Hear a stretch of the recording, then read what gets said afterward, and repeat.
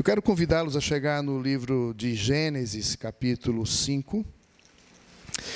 E o meu desafio hoje à noite é falar sobre um tema que entrelace o motivo do culto hoje à noite, que é glorificar a Jesus. Esse Jesus que a Escritura nos convoca a lembrar dele, não pela sua chegada, o seu nascimento, mas pela sua morte, lembrar da morte do Senhor até que Ele venha. Mas, ao mesmo tempo, nós queremos seguir uma proposta que a Escritura, que conta a história de Deus, ela inicia com alguns temas que perpassam toda a Bíblia. Nós estamos pela manhã aqui na Escola Dominical estudando sobre a grande história de Deus. E eu fiquei pensando desde a última semana, que estávamos aqui pela manhã, e eu elenquei no tema do livro de Gênesis, capítulo 2 e 3, vários temas, fios, que acompanham toda a história da redenção. E um dos fios que segue o direcionamento e a inspiração do Espírito Santo em guiar os autores para escrever, tanto Moisés, os primeiros 5 livros, quanto os livros históricos, os poéticos, os livros de sabedoria, avançando para os profetas maiores e os profetas menores, até chegar no Novo Testamento, depois daquele período de silêncio de 400 anos, a história novamente conta a chegada do nascimento de uma criança. Então, hoje à noite eu quero pensar sobre esse tema, a linhagem da esperança, o tema, a linhagem da esperança, e meu propósito nessa noite é trabalhar um pouco os filhos na história da redenção, a história da redenção, como Deus preservando e cumprindo a sua promessa por meio de uma linhagem de filhos, que culmina na chegada de Jesus, o Filho de Deus, e continua até os dias de hoje, naqueles que são feitos filhos de Deus por meio da fé. Meu propósito, então, é falar da história da redenção, como a história de Deus fazendo e preservando filhos para cumprir a sua promessa e esperança em Cristo Jesus. Então, com essa ideia em mente, sobre a linhagem da esperança, eu quero convidar você a ler o capítulo 5 de Gênesis. Nós não vamos ler todo o texto, mas queremos ressaltar algumas informações no texto e avançar em outros textos, um pouco à frente, a ideia principal dessa noite. Começa o capítulo 5 dizendo: este é o livro da genealogia de Adão. No dia em que Deus criou o homem, à semelhança de Deus o fez. Homem e mulher os criou, e os abençoou e lhes chamou pelo nome de Adão, no dia em que foram criados. Verso 3, viveu Adão 130 anos, e gerou um filho à sua semelhança, olha aí, conforme a sua imagem, e lhe chamou Sete. Depois que gerou a Sete, viveu Adão 800 anos e teve filhos e filhas. Os dias todos da vida de Adão foram 930 anos e morreu. Sete viveu 105 anos e gerou Enos. Depois que gerou Enos, viveu 807 anos, teve filhos e filhas. Todos os dias de Sete foram 912 anos e morreu. Nós temos 10 parágrafos que começa e termina desta mesma forma. A genealogia está sendo traçada de Enos, Cainã, verso 9, verso 12, Cainã, Maalalel. Depois o verso 15 nós temos Jared. Depois avança no verso 18 para Enoque. E aí, verso 19, nós temos o relato de Enoque, que viveu 800 anos. E aí, o verso 21, Enoque viveu 65 anos e gerou Metusalém. Andou Enoque com Deus, e depois que gerou a Metusalém, viveu 300 anos e teve filhos e filhas. Todos os dias de Enoque foram 365 anos. Andou Enoque com Deus, e já não era, porque Deus o tomou para si. O versículo continua dizendo que Metusalém viveu 187 anos, gerou a Lameque, e aí de Lameque nós temos o verso 28, 29, que termina falando de quem ele também gerou, a Noé. Este nos consolará, verso 29, dos nossos trabalhos e das fadigas das nossas mãos, nesta terra que o Senhor amaldiçoou. Depois que gerou a Noé, viveu Lameque 595 anos e teve filhos e filhas. Todos os dias de Lameque foram 777 anos e morreu.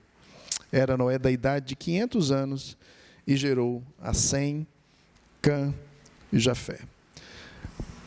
Essa é a narrativa em 10 parágrafos, em 10 gerações, que dá para nós uma ideia dessa linhagem da esperança após a promessa ser feita no capítulo 3 e no verso 15. Eu não sei se a gente vai conseguir aqui com a ajuda da projeção. Vai dar certo? O que eu quero inicialmente começar com vocês é pensar sobre esse álbum. A história que parece não ter vida. Há textos na Bíblia, e esse é um dos textos, onde parece árido, ou seja, sem emoção.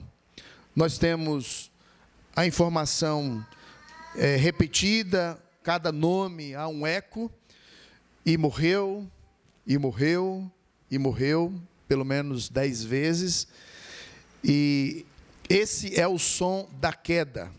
A queda do homem no seu pecado, o pecado gera a morte.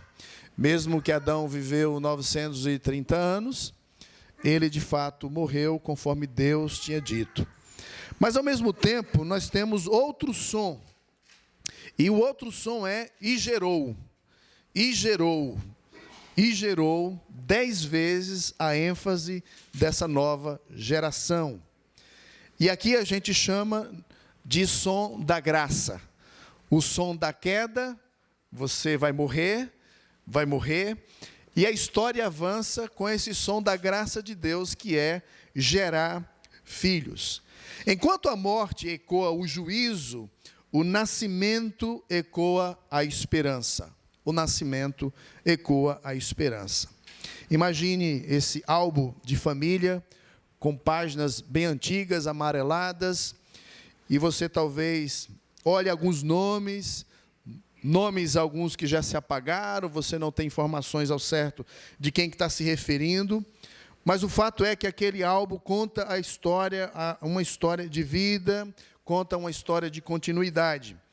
E assim é o capítulo 5 de Gênesis, é o álbum da esperança divina.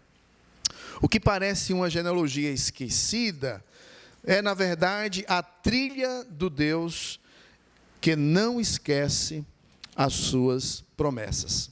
Deus não esquece as suas promessas, e Ele não esqueceu da promessa de enviar o descendente da mulher. Vamos ver como essa linhagem, ela revela a fidelidade de Deus. Vamos perceber como que essa linhagem revela o caráter de Deus, sua fidelidade, e ao mesmo tempo como ela culmina na pessoa bendita do Filho de Deus, o Senhor Jesus Cristo, e como que a partir de Jesus Cristo outros filhos são gerados, não filhos de sangue, de carne, mas filhos gerados pela fé, onde cada um de nós, aqueles que já abraçaram a fé genuína em Cristo, se tornaram filhos de Deus. Deus deseja se relacionar conosco, numa relação de intimidade, onde Ele, como Pai, quer sentar com os seus filhos, uma relação de proximidade. E isso está muito claro nas Escrituras, a exemplo dessa história.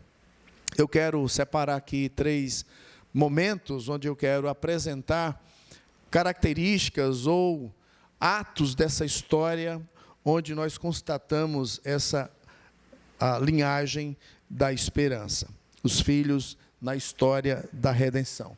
Eu não sei o que é que eu fiz aqui, se eu apaguei. Vai dar problema, né? Se a irmã Júlia quiser depois ajudar. Voltou, né? Pronto.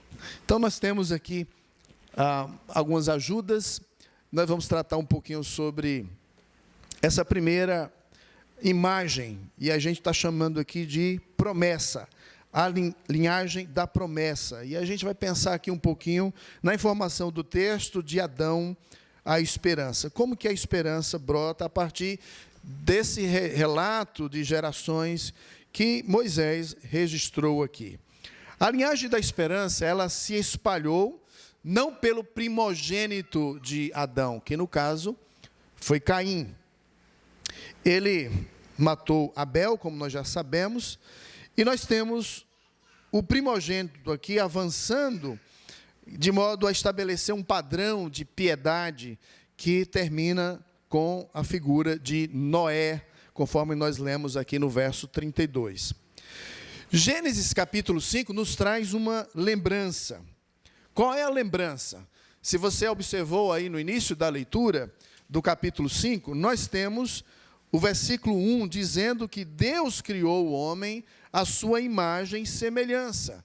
Aqui é um eco daquilo que já tinha sido dito no capítulo 1, reforçado no capítulo 2. O homem foi feito à imagem e semelhança de Deus. Imagem e semelhança, duas palavras que significam a mesma coisa, são sinônimas aqui, dando a ideia de que esse homem é representante legítimo, ele é esse responsável para refletir a glória de Deus e cuidar da criação que ele havia feito. Portanto, a ênfase no verso 1 sobre imagem e semelhança é que mesmo depois da queda no pecado, o homem continua refletindo a imagem e semelhança de Deus. O homem continua sendo responsável, sendo esse cogerente, sendo esse que reflete Deus. Então, mesmo depois do pecado, o homem não perde a capacidade de refletir a pessoa de Deus. Mas se você avançar, quando ele abre para falar da genealogia de Adão, ele menciona que o Criador é Deus, foi o homem criado à sua imagem e semelhança. No verso 2, ele criou homem e mulher. Então, nós já temos muitas informações teológicas que a gente poderia passar aqui um tempo falando, mas o meu foco é o verso 3, porque diz que Adão, 130 anos, ele gerou um filho à sua semelhança. E aqui nós temos a ideia de que os filhos de Adão não só comunicam a semelhança de Deus, mas agora, na condição de caídos, de natureza pecaminosa, Adão, ele transmite para os seus filhos esse ingrediente. Ele transmite aos seus filhos essa imagem distorcida, essa natureza, vamos chamar assim, natureza pecaminosa. E aí até chegar em mim e em você. Nós herdamos dos nossos pais, porque os nossos filhos, a nossa imagem e semelhança, embora reflitam Deus e o seu caráter, embora estamos aqui como representantes legítimos dele, distinto da criação, dos animais e tudo mais, nós também comunicamos aos nossos filhos a semelhança daquilo que nós somos, com o nosso coração desviado, desconectado de Deus. Portanto, Adão gerou um filho à sua semelhança, conforme a sua imagem, e o nascimento de um filho que gera essa expectativa aqui de libertador, a promessa do libertador. Gênesis capítulo 3, verso 15, fala dessa promessa, desse descendente da mulher que iria avançar contra a serpente, destruindo-a e acabando com o seu domínio. Eu vou tentar aqui ajudar você a lembrar daquilo que marca a missão de Deus no relato bíblico. Depois que o homem peca, Deus ele entra com a declaração de missão. E a declaração de missão tem a ver com isto aqui, porém inimizade entre você, ele está falando da serpente, e a mulher, entre a sua descendente, a descendência da serpente e a descendência da mulher. Este descendente da mulher ferirá a cabeça, e você, serpente, lhe ferirá o calcanhar. Daqui nós temos duas linhagens. Nós temos a linhagem da mulher, a promessa que da mulher virá o Redentor, mas nós temos aqui a linhagem da serpente. Adão criou filhos, um morreu. Certamente ele teve vários outros filhos com a idade que ele tinha. Mas, quando faz referência a esse filho, que é nomeado aqui no verso 3, 7, esse aqui, há uma expectativa de que ele talvez seja esse descendente da mulher, o Salvador, aquele que vai esmagar a cabeça da serpente. Se você avançar para o capítulo 4, Caim, ele é descendente de Satanás, ele é da descendência da serpente. E a história dele é narrada no final do capítulo 4. Ele vai construir cidade, ele, juntamente com a sua descendência, cria mecanismos, estruturas, métodos, ferramentas, como se eles não precisassem de Deus, eles são capazes de se virar sozinhos. E o capítulo 5, então, traz para nós a expectativa de que, não, vamos falar agora da descendência da mulher. Portanto, Caim, Enoque, Irade, Meljael, Metusael, Lameque, que faz descrição da semente ou da descendência da serpente, tem como paralelo no capítulo 5, a linhagem da mulher, com a genealogia, conforme nós lemos, Adão, Sete, Enos, Cainã, Malalel, Jared, Enoque, Metusalém, Lameque e Noé. Nós temos essa informação. Portanto, 10 gerações, a ênfase da semelhança, nos lembrando que continuamos refletindo Deus, somos representantes legítimos de Deus nessa terra, portanto, dignidade e valor nós temos, e a ênfase desse plano redentor da semente da mulher que vai avançar. Aqui, essa nota de recriação, Deus como Criador, ainda comprometido com a sua imagem, mesmo depois da queda, imagem transmitida, mesmo com a natureza pecaminosa, Adão morrendo aos 930 anos, nós temos aqui a promessa sendo estabelecida, mantida. Ele preserva uma linhagem de fé, homens e mulheres comuns, guardados pela promessa feitas em Gênesis capítulo 3, essa semente da mulher que vai esmagar a cabeça da serpente. Nós extraímos algumas verdades dessa afirmação. Em primeiro lugar, a genealogia mostra que o plano de Deus não parou com o pecado. Ele continua agindo, ele continua geração após geração, conduzindo a história para o cumprimento da promessa. Então, nós temos a pessoa de Deus envolvida nesse plano redentor. De Acaso diz que a história da redenção não é um plano de emergência, é o desdobrar do propósito eterno de Deus. Portanto, mesmo nas sombras, Deus está preparando o caminho para a vinda, a chegada do seu Filho. O que parece apenas uma genealogia, na verdade, nós temos aqui a trilha da graça que conduz até a pessoa de Cristo Jesus. Lucas, capítulo 3, que nós vamos visitar daqui a pouco, Lucas, ele registra a genealogia de Jesus, e para mostrar que aqui nós temos uma história real, com personagens reais, porque a história da salvação é uma história verdadeira. Muito tempo depois, Lucas, ele nomeia as mesmas genealogias, que remonta não a Abraão, como Mateus fez no seu evangelho, mas remonta à pessoa de Adão, terminando a ênfase filho de Deus.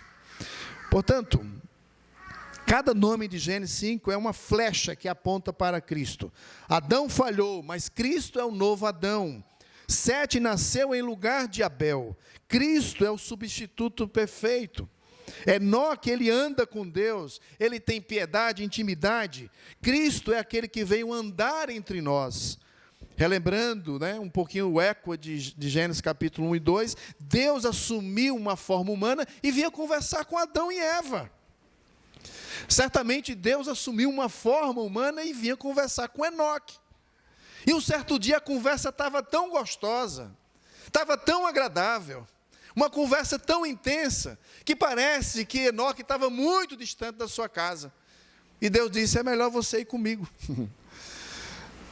Vamos comigo. Quero você aqui perto de mim. Você não volta mais.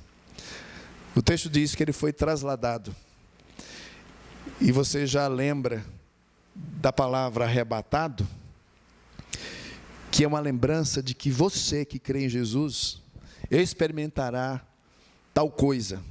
Você será também trasladado, arrebatado. Seu corpo será transformado e você estará com Ele para sempre. Nós temos aqui, meus irmãos, o direcionamento do Evangelho claramente.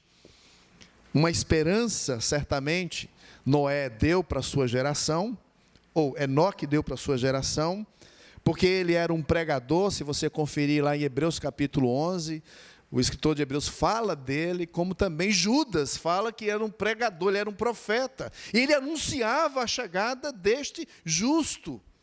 Certamente o seu estômago embrulhava com a realidade, a maldade daquela geração, porque no capítulo 6 você vai encontrar Deus em juízo. A história do dilúvio. Não eram fáceis aqueles dias.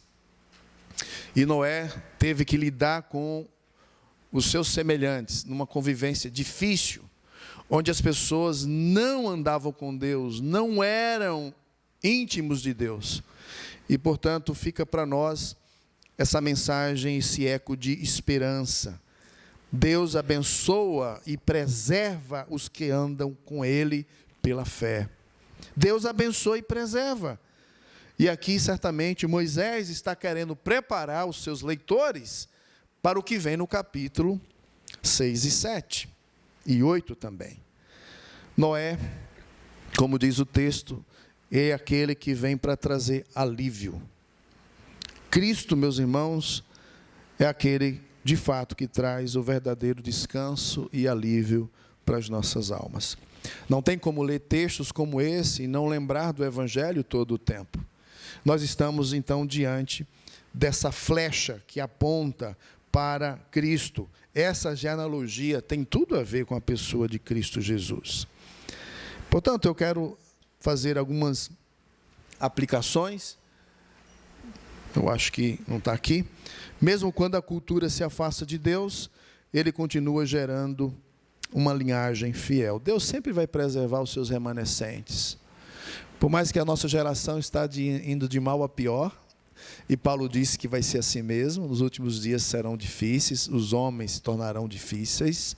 Uma listinha lá de 19 pecados que esses homens praticam.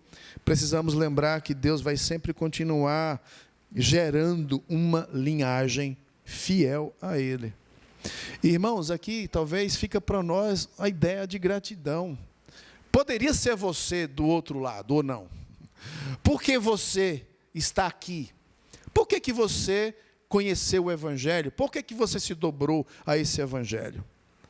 Deus continua, mesmo diante de uma cultura afastada, distante, rebelde, Deus continua gerando uma linhagem fiel.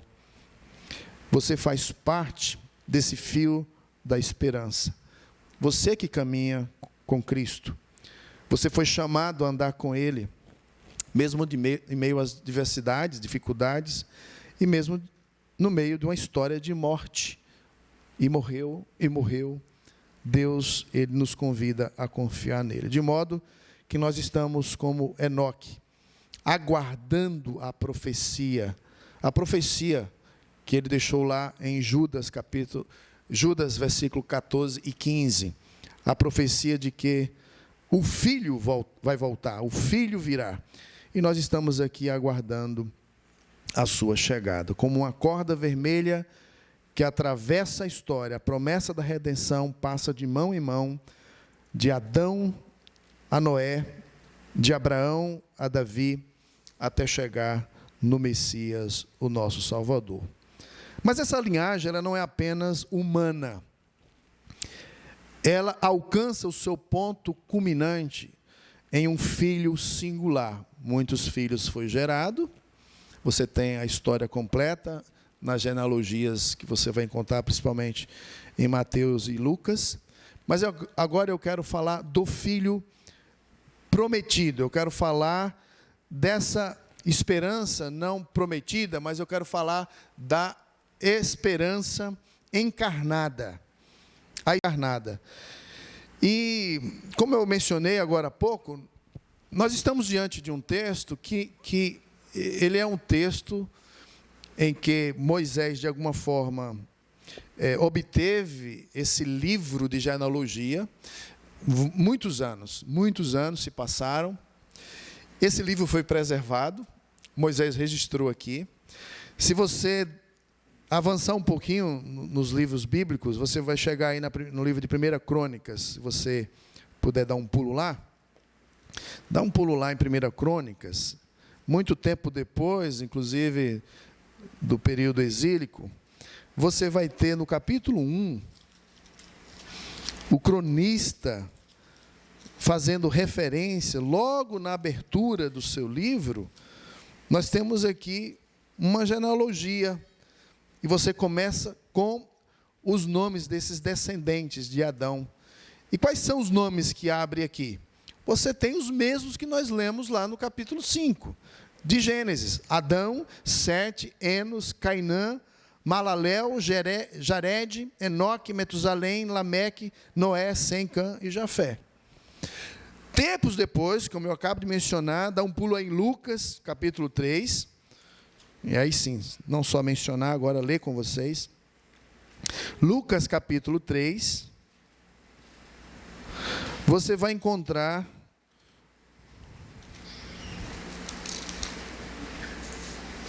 dos versos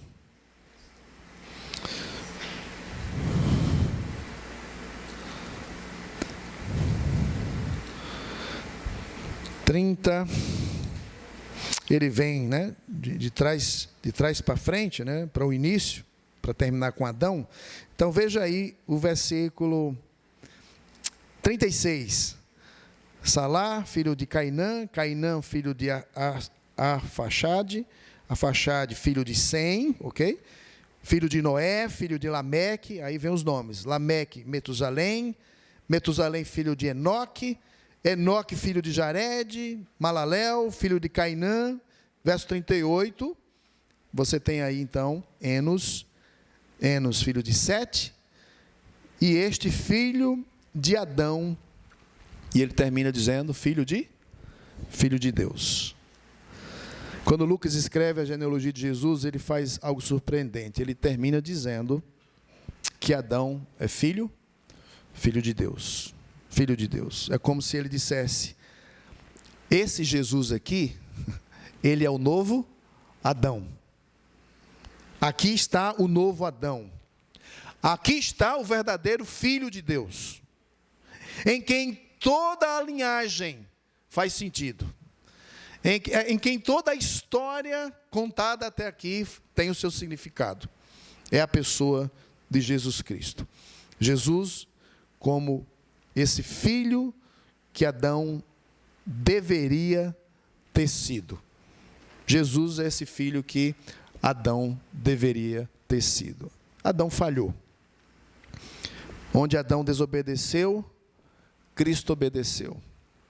Adão desobedeceu num jardim, um paraíso. O Filho de Deus, Jesus Cristo, ele obedeceu mesmo num deserto de 40 dias sem comer, cercado de feras, numa luta infernal contra os demônios. Tudo desfavorável. mas ele venceu. Onde Caim derramou sangue inocente, Cristo derramou o seu sangue pelos culpados. Ele é o cumprimento da linhagem da esperança, a semente prometida. Portanto, finalmente, ele está aqui em carne e osso. Em Cristo, a genealogia humana encontra o seu ponto de convergência. Ele é o Filho perfeito, ele é o novo Adão. Você vai ter informações precisas sobre isso pela perspectiva de Paulo, escrevendo aos Romanos, no capítulo 5, verso 12 a 19, como também 1 Coríntios, capítulo 15, verso 45. Paulo deixa isso muito claro. Jesus Cristo, o novo Adão. O que começou com gerou, termina agora com nasceu o Salvador. Toda a história do Antigo Testamento é a busca por um filho. Toda a história, se você percebeu na leitura inicial, tem um filho no meio. Então, a imagem da mãe e de um filho perpassa toda a história da redenção. Toda a história do Antigo Testamento é a busca por um filho, a busca por um filho. Em Jesus, Deus está dizendo: ei, está aqui o filho, aqui está o meu filho amado, em quem minha alma tem prazer. Aqui está a esperança do mundo. Lucas conecta Jesus à história da criação para mostrar que o Evangelho não é uma nova história, mas a conclusão da velha história que começou no Éden. Eu não sei o que você acha disso, mas eu acho isso vibrante. Fazer sentido. A história bíblica, meus irmãos, a Bíblia, a palavra de Deus, ela faz sentido, ela se explica. Ela explica a si mesmo. Conhecer a palavra de Deus e como Deus se revela como sendo aquele que dirige a história humana, porque Ele está contando a sua história. É a única história verdadeira, a qual eu e você precisamos urgentemente fazer parte dela. E nós fazemos parte da história de Deus de uma forma eterna, em comunhão e prazer, por causa desse filho que está aqui. Portanto, a esperança agora não corre mais pelo sangue humano, mas pelo sangue do Cordeiro. A esperança não é mais transmitida pelo sangue humano. A esperança agora, a partir de Cristo, ela é transmitida por meio da fé nesse Cordeiro de Deus que tira o pecado do mundo. Por muito tempo, a chegada desse filho. É o filho. Mas agora, eu estou voltando, né? A destaque com os textos que a gente leu, de 1 Crônicas e também de Lucas, que eu fiz aqui. E aqui o destaque para essa verdade. A genealogia agora é espiritual. Você se torna filho de Deus por meio da fé. João diz lá no capítulo 1, veio para o que era seus, né? E os seus não receberam. Mas a todos quantos receberam, deu-lhes o poder de serem feitos filhos de Deus. No mesmo Evangelho, capítulo 3, verso 6, Jesus ensina Nicodemos como entrar no reino de Deus. É nascer de novo, nascer do Espírito. Você não precisa nascer da carne. Você precisa nascer do Espírito. A genealogia agora é espiritual. Deus pega uma linhagem quebrada e faz dela um mosaico de redenção. Uma linhagem quebrada, cheia de problema. A genealogia descrita por Mateus tem alguns probleminhas lá para a gente resolver. De pessoas que você jamais incluiria. O seu filho amado, vi por essa fonte, vim por essas pessoas, mas Deus é poderoso e Ele pega essa linhagem quebrada e faz dela um mosaico de redenção. Mesmo as rachaduras brilham quando refletidas pela luz da graça de Deus. Portanto, o Filho prometido, agora o Filho prometido encarnado, a esperança encarnada. De modo que agora resta para nós o quê? Se Cristo é o Filho que cumpre a promessa, se nós estamos diante de uma história verdadeira, e essa é a história que deve moldar a nossa vida, e se Cristo é o Filho que cumpre a promessa, então nós somos os filhos que devem continuar essa história. A linhagem da esperança hoje, o que é? Filhos para essa geração. E eu quero fazer uso, de um texto bastante conhecido. Recentemente vocês estão estudando a carta de Pedro. E avançando para o capítulo 2, verso 9, você tem aquele texto bastante conhecido, onde Pedro faz questão de enraizar aquele grupo de crentes que estão em um lugar distante. Naquela época, o imperador, ao conquistar terras, ele fazia questão de mandar pessoas. Eu preciso povoar esse lugar aqui. Eu preciso demarcar que esse lugar é meu. Eu vou enviar o meu povo, os moradores da minha cidade, basicamente Roma. Então, nós temos aí um movimento de crentes que vão forçadamente morar em um lugar que eles não escolheram. Eles não quiseram ir para lá. Eles foram lá forçados. E, de repente, eles têm que viver um padrão, e a palavra procedimento aparece muitas vezes. Eles estão diante de uma pressão, de uma hostilidade, vivendo uma repressão, e eles precisam aguentar firmes. E você vai encontrar o encorajamento de Pedro.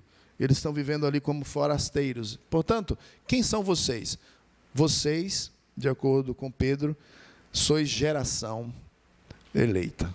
Geração. Vocês são filhos gerados pela misericórdia do Pai. O capítulo 1 diz, vocês que antes não eram povo, vocês que antes não tinham alcançado misericórdia, agora sim, vocês alcançaram misericórdia, o Pai das misericórdias, e vocês agora são gerados. No capítulo 2, ele vai falar lá que a gente é gerado pela semente do Evangelho. É a palavra de Deus em nós que gera vida. Portanto, nós somos agora a nova genealogia da esperança. Filhos feitos para proclamar o quê? As virtudes, o caráter. Proclamar a ideia de cantar, de celebrar, de anunciar de uma forma vibrante. De modo que quando a igreja está reunida e quando cultuamos a Deus, há um testemunho público. É uma adoração missional. Quem vê, quem ouve, precisa entender que aqui está aqueles que foram chamados para serem filhos queridos de Deus. Deus sempre quis, irmãos, uma família. Essa é a imagem que sempre aparece na Bíblia. Não apenas indivíduos salvos. Portanto, o grande desafio de estarmos na mesa. É a mesa dele, não é a minha mesa, nem a sua mesa. Lá na sua mesa, você chama quem você quer. Ou não? Na sua mesa tem acesso quem você aprecia, quem você confia. Depois que você avalia, e tem pessoas que são bem metódicas, mas nós não podemos tratar a mesa da comunhão, da família do Pai eterno, como a nossa mesa. Então, os filhos que Deus está adotando e chamando para a mesa dele, estabelece que todos nós somos iguais, todos nós sem dignidade alguma. Nós não temos dignidade em nós mesmos, todos nós indignos. Então, nós chegamos a essa mesa para nos banquetear com aquilo que ele já ofereceu para nós em Cristo Jesus. De modo que agora em Cristo, nós estamos aqui para refletir o Filho de Deus ao mundo. Paulo diz que quando nós estamos fazendo isso, nós estamos anunciando a morte do Senhor até que ele venha. Enter White, ele diz no seu comentário que a igreja é a continuação da história que começou com Abraão e encontra o seu centro em Jesus. No Antigo Testamento nós temos o povo de Deus, que é Israel. No Novo Testamento nós temos o povo, agora a igreja. Mas de alguma forma nós estamos aqui entrelaçados. Somos o povo em quem a história da esperança continua viva. Deus não está trabalhando com Israel. Está cheio de confusão ainda lá, não é? Deus está trabalhando por meio do seu povo chamado igreja. Aqueles que estão reunidos em torno de Jesus, que se alimentam de Jesus, que mantêm a sua esperança em Jesus. De modo que Jesus é o primogênito entre muitos irmãos, como diz Paulo em Romanos capítulo 8, verso 29. Ele é o início de uma nova linhagem, que já não nasce na carne, mas nasce na cruz. De modo que nós somos a linhagem da esperança. Meus irmãos, nós somos linhagem da esperança. Nós fazemos parte de um povo seleto. Ele nos chamou, Ele nos formou filhos dEle, por graça, por misericórdia. Por graça, por misericórdia. E uma vez que agora somos filhos, nós somos também conclamados a gerar filhos espirituais. Não só filhos de carne. E os filhos que chegam quando casamos, esses filhos também são alvos da mesma graça.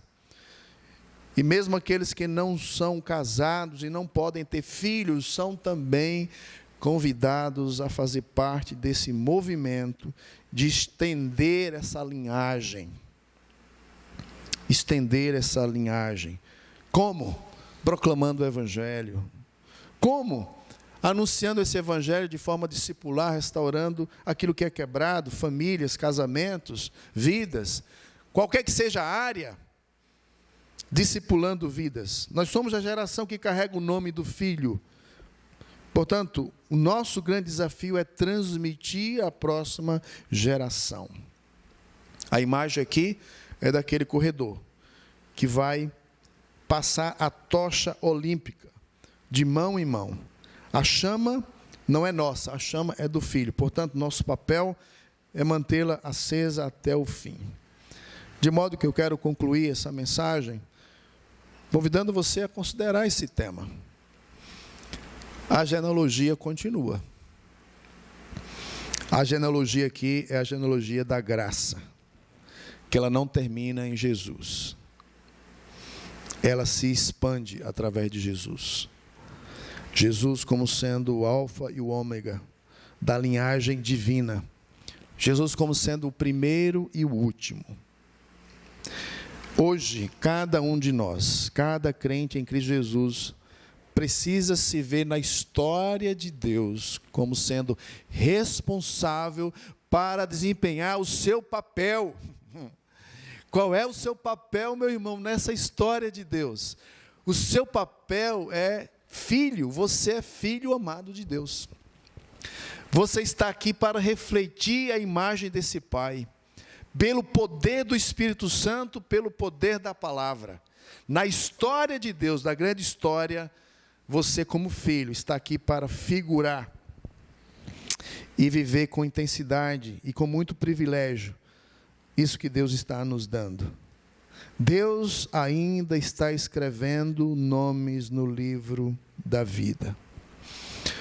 Hoje no almoço estava com alguns irmãos, depois da IBD, e recém-chegado um jovem, e a gente tem algumas informações da caminhada dele, e enquanto almoçávamos ali, a gente começou a trocar algumas ideias sobre a história dele, e ele tem uma história em que ele não conviveu com os seus pais.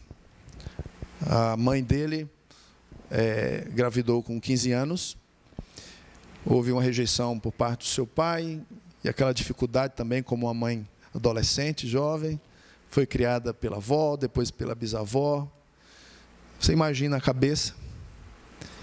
E enquanto ele estava descrevendo aquela situação, eu disse para ele: não importa como você veio, Deus te quis e você está aqui. Deus planejou o seu nascimento. Nos sonhos de Deus, nos planos dele eterno, constava você. Não importa como você veio e como foi a sua criação, como foi o seu desenvolvimento, Deus te quis e você está aqui agora para viver a vontade dele e o plano dele. Meus irmãos, eu acredito que Jesus não voltou ainda, porque tem alguns filhos que ele já decretou que estará lá, que ainda não nasceu. Talvez os filhos aqui da Fernanda, do Joseph.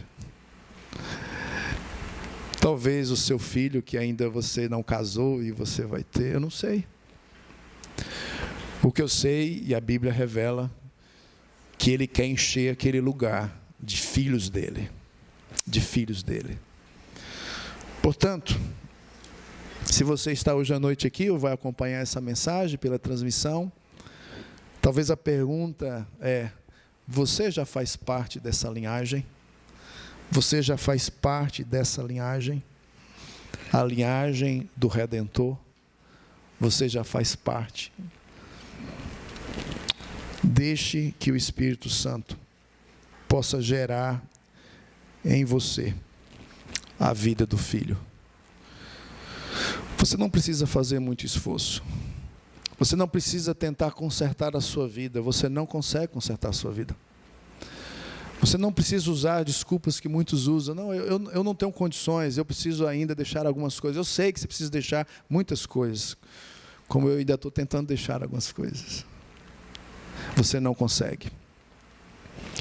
Então a ideia é que você dê o primeiro passo, que não é consertar a sua vida, mas o primeiro passo é você ouvir o Evangelho, que tem poder para recriar em você e regenerar você um novo homem, uma nova mulher, um novo jovem, uma nova criança, pelo poder do Evangelho. E aí você vai poder viver como quem carrega essa esperança aos outros, essa esperança ao mundo. Eu quero terminar então dizendo que a história da redenção é a história de Deus fazendo filhos, para que por meio deles o mundo conheça o Filho de Deus. Amém? Vamos orar. Deus, obrigado. Tua palavra, ela é clara, ela é poderosa, eficaz, e certamente ela cumpre o seu propósito hoje à noite aqui. Nossa igreja, esses dias, tem se debruçado um pouquinho sobre o tema da grande história, que é a Bíblia. A Bíblia conta a grande história, a única e verdadeira história. E entre os temas que perpassam essa história, nós encontramos o tema da genealogia, ou dos filhos, da descendência.